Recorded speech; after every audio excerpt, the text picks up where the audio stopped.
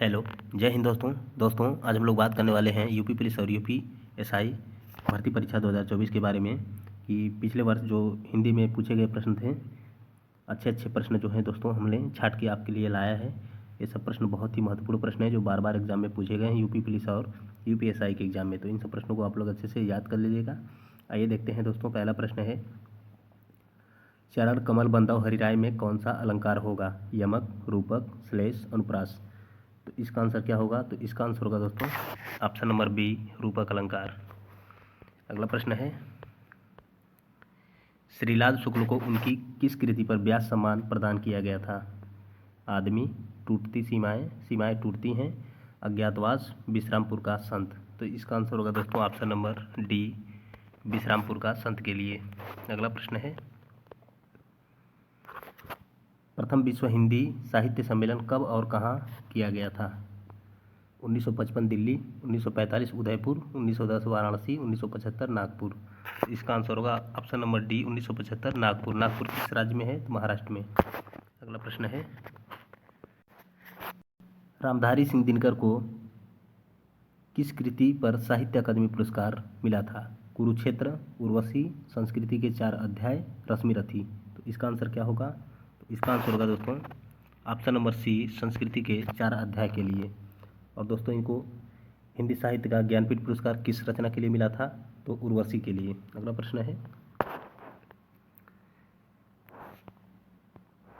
कई दिनों तक चूल्हा रोया, चक्की रही उदास, कई दिनों तक कानी कुतिया, सोई उनके पास। इस उपयुक्त पंक्ति के रचनाकार कौन है?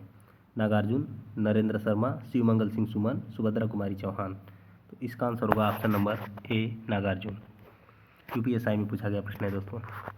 अगला प्रश्न है, सुमित्रा नंदन पंत को किस कृति पर ज्ञानपीठ पुरस्कार मिला था?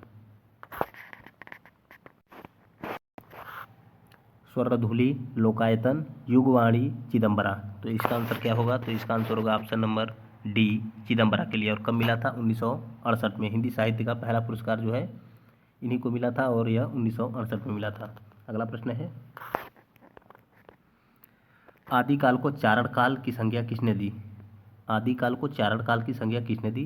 Ramchandra Shukla, Mahavir Prasad Dwivedi, Hazari Prasad Dwivedi, George Grierson. तो इसका आंसर क्या होगा? तो इसका आंसर होगा दोस्तों option number D, George Grierson ने। अगला प्रश्न है, हिंदी को राजभाषा बनाने का निर्णय कब लिया गया? बहुत ही महत्वपूर्ण प्रश्न है, बार बार पूछा गया है यूपी पुलिस और यूपीएसआई के एग्जाम में, कई शिफ्टों में पूछा गया प्रश्न है। तो इसका ऑप्शन नंबर ए है 15 अगस्त 1947, बी है 26 जनवरी 1950, सी है 14 सितंबर 1949, डी है 14 सितंबर 1950।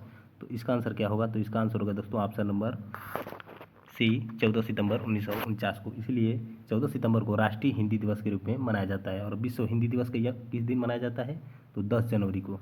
अगला प्रश्न है, सिक्का जमाना मुहावरे का सही अर्थ क्या होगा?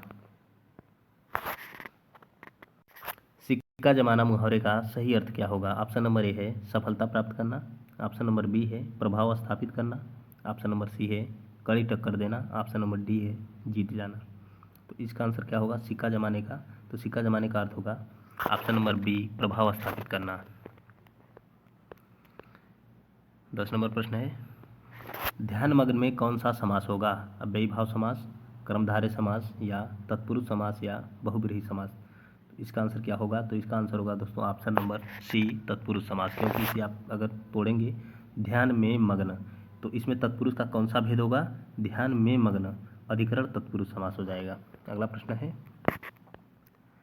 द्वंद्व समास में कौन सा पद प्रधान होता है? उत्तर पद, प्रथम पद, दोनों पद, इनमें से कोई नहीं। तो द्वंद्व समास के दोनों ही पद प्रधान होते हैं, इसलिए इसका आंसर होगा ऑप्शन नंबर सी, दोनों पद। क्योंकि द्वंद्व समास, जैसे माता पिता में द्वंद्व समास होता है तो माता भी प्रधान, पिता भी प्रधान। जैसे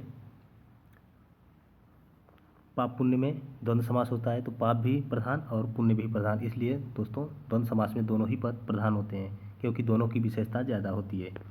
अगला प्रश्न है, यशोदा में प्रयुक्त संधि कौन सी है? यशोदा में प्रयुक्त संधि कौन सी है? स्वर संधि, व्यंजन संधि, विसर्ग संधि, या इनमें से कोई नहीं। तो तो इसका आंसर क्या होगा? तो इसका आंसर होगा दोस्तों ऑप्शन नंबर सी, विसर्ग संधि, क्योंकि इसको अगर आप तोड़ेंगे यस धन दा होता है, तो जिसमें विसर्ग आता है वह विसर्ग संधि ही होती है। अगला प्रश्न है, हमेशा रहने वाले के लिए एक शब्द क्या होगा? हमेशा रहने वाला के लिए एक शब्द क्या होगा? समसामयिक, शाश्वत, प्राणदा, पार्थिव। तो इसका आंसर होगा ऑप्शन नंबर बी, शाश्वत। अगला प्रश्न है, इनमें से कौन सा शब्द मछली का पर्यायवाची नहीं है? मत्स्य, मीन, सफरी, कलापी। तो इसका आंसर क्या होगा? तो इसका आंसर होगा ऑप्शन नंबर डी, कलापी। कलापी किसका पर्यायवाची है दोस्तों? तो कलापी मोर का पर्यायवाची है। अगला प्रश्न है, निम्नलिखित में से कौन सा शब्द पत्नी का पर्यायवाची नहीं है? सधर्मिणी, भार्या, धरनी, अंगजा। तो इसका आंसर क्या होगा? तो इसका आंसर होगा दोस्तों ऑप्शन नंबर डी, अंगजा। अंगजा किसका पर्यायवाची है? तो किसका पर्यायवाची है अंगजा?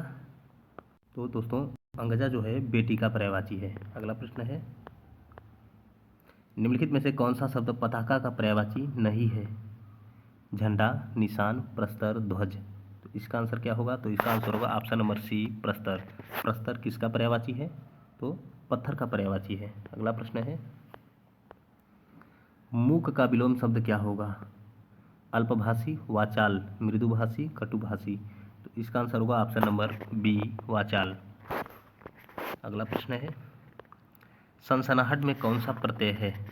सन, सनसन, हट या आहट। तो इसका आंसर क्या होगा? तो इसका आंसर होगा ऑप्शन नंबर डी, आहट। अगला प्रश्न है, इनमें से किस शब्द में उपसर्ग नहीं है? अपमान, अपराध, अपयश, अपमति। इसका आंसर क्या होगा? तो इसका आंसर होगा ऑप्शन नंबर बी, अपराध में, क्योंकि दोस्तों उपसर्ग क्या होते हैं? आगे जुड़ते हैं जो शब्द के, और दोस्तों दोनों को अगर तोड़ेंगे आप तो उसमें उपसर्ग को हटाकर जो शब्द बचेगा उसका वैल्यू होता है। जैसे अपमान को अगर तोड़ेंगे तो इसमें अब क्या है? उपसर्ग है, और मान जो है एक सही शब्द है, तो सही शब्द बचना चाहिए। अपराध में अब तो उपसर्ग है लेकिन राध क्या है? कोई शब्द नहीं है। अपयश में अब उपसर्ग है, यश एक शब्द है जिसका वैल्यू है, और इसमें अपमति में अब उपसर्ग है, मति का भी एक वैल्यू है, लेकिन राध का कोई वैल्यू नहीं है, इसलिए इसमें उपसर्ग है, इसमें उपसर्ग नहीं होगा अपराध में। ओके दोस्तों। अगला प्रश्न है, निम्नलिखित शब्दों में से तद्भव शब्द का चयन करें। विधवा, वचन, शौर्य, हंसी। तो इसका आंसर क्या होगा? तो इसका आंसर होगा ऑप्शन नंबर डी, हंसी। हंसी का तत्सम क्या होगा? तो हास्य होता है।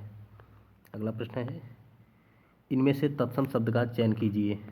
कान, दिन, बाहर, जमुना। तो तत्सम कौन सा होगा इसमें?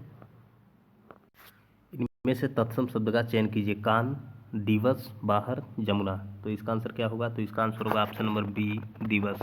दिवस का तद्भव क्या होता है? तो दिन होता है। अगला प्रश्न है, उससे अच्छे तो आप हैं इस वाक्य में कौन सा कारक है? अधिकरण, अपादान, करण, संबोधन। तो जब किसी की तुलना किसी से की जाती है तो उसमें कौन सा कारक होता है? तो उसमें अपादान कारक होता है। तो इसका आंसर क्या होगा? ऑप्शन नंबर बी, अपादान कारक।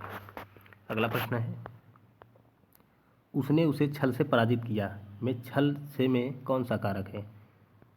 कर्ता कारक, करण कारक, अपादान कारक, कर्म कारक। तो इसका आंसर क्या होगा? तो इसका आंसर होगा ऑप्शन नंबर बी, करण कारक, क्योंकि पराजित करने का माध्यम क्या था? छल था। तो जहाँ पर माध्यम होता है वहाँ पे करण कारक होता है। जैसे माँ गाड़ी से बाजार जा रही है, तो बाजार जाने का माध्यम क्या है? गाड़ी है, इसलिए वहाँ पे कौन सा कारक होगा? करण कारक।